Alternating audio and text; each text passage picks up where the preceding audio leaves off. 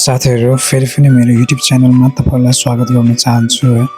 आज म तपाईँहरूलाई चाहिँ हैन कसैले चाहिँ तपाईँलाई WhatsAppमा अथवा मेसेन्जरमा चाहिँ इङ्ग्लिसमा च्याट गरिरहेको छ हैन, तपाईँले इङ्ग्लिस बुझ्नु भएको पनि छैन अनि चाहिँ तपाईँले कसरी रिप्लाई दिने भन्ने कुरा पनि केही थाहा छैन भन्ने केसमा चाहिँ तपाईँलाई कसरी रिप्लाई दिने भन्ने चाहिँ समस्या परिरहेको छ भने चाहिँ आज म तपाईँहरूलाई एउटा आइडिया सिकाउन गएको छु, जुन आइडिया तपाईँले युज गरेर सजिलैसँग त्यो इङ्ग्लिसलाई ट्रान्सलेसन एन्ड त्यसलाई नेपालीमा लेखेर इङ्ग्लिसमा रिप्लाई जाने सिस्टम चाहिँ म तपाईँहरूलाई चाहिँ आजको यस भिडियोमा चाहिँ सिकाउन गइरहेको छु है। यदि तपाईँलाई यो भिडियो चाहिँ मन परेमा चाहिँ मेरो भिडियोलाई लाइक शेयर कमेन्ट गरिदिनु होला, भिडियो चाहिँ फुल हेरिदिनु होला र कुन ठाउँबाट हेरिरहनु भएको छ कमेन्ट पनि गर्नु होला है कमेन्ट बक्समा। सुरुमा चाहिँ तपाईँले प्ले स्टोर जानुपर्ने हुन्छ है साथीहरू। प्ले स्टोर सर्च गर्नु होला, त्यसपछि सर्चमा क्लिक गर्नु होला, त्यसपछि आउँछ जीबोर्ड, गुगलको जीबोर्ड भन्ने हो हैन, जीबोर्ड यसमा क्लिक गर्नु होला है। मेरोमा जीबोर्ड चाहिँ अलरेडी इन्स्टल छ, तपाईँको इन्स्टल छैन भने इन्स्टल गर्नु होला। अब म यसलाई चाहिँ ओपन गर्छु है।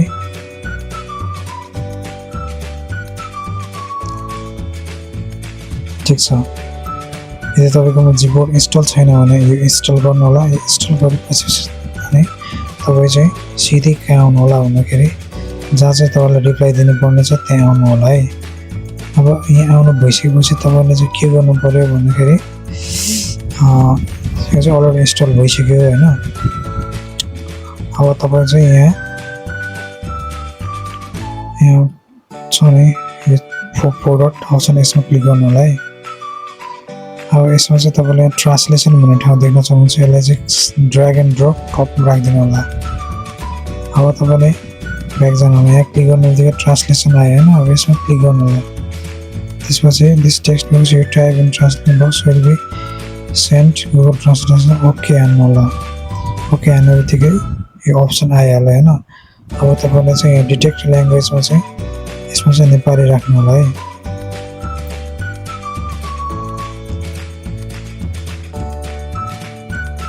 यहाँ नेपाली, त्यसपछि अब तपाईँले यहाँ नेपालीमा टाइप गर्नुहुन्छ भने यो माथि चाहिँ केमा आउँछ, इङ्ग्लिसमा आउँछ। अब हामीलाई के गर्नुपर्ने छ, यो माथिको मेसेज के भनेर चाहिँ हेर्नुपर्ने छ होइन। यसलाई के गर्ने, कपी गर्ने है, क्लिक गरेर कपी गर्ने, पेस्ट गर्ने। अब के तिमीलाई कस्तो छ भनेछ, अब यसलाई स्विच गर्नु होला नेपालीमा।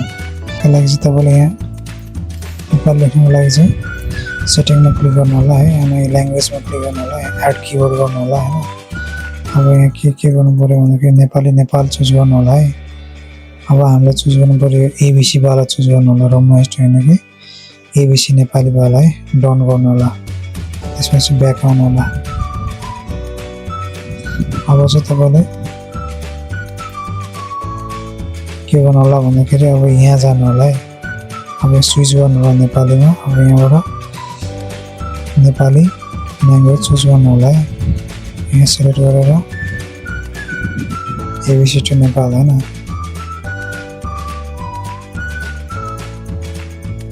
मलाई सन्चै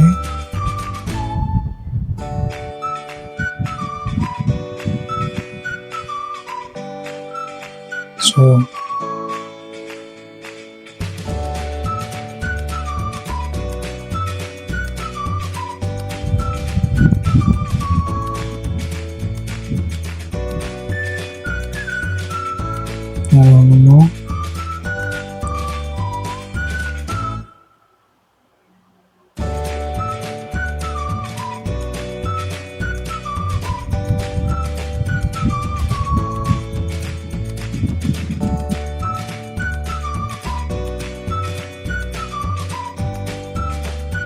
सन्चै छु होइन, आइएम फाइन। अब यसमा क्लिक गर्नु होला, सेन्ड भइहाल्यो होइन। यसरी नै अर्को मेसेज पनि तपाईँले पेस्ट गर्दै चाहिँ हेर्न सक्नुहुन्छ है। अब यसलाई कपी गरौँ, पेस्ट गरौँ। What are you doing? English to Nepali. तिमी के गर्दैछौ अरे होइन अब यसमा तपाईँहरूले चाहिँ टाइप गर्नुपर्ने हुन्छ नेपाली टु इङ्ग्लिस बनाउनु होला म बसी लागेको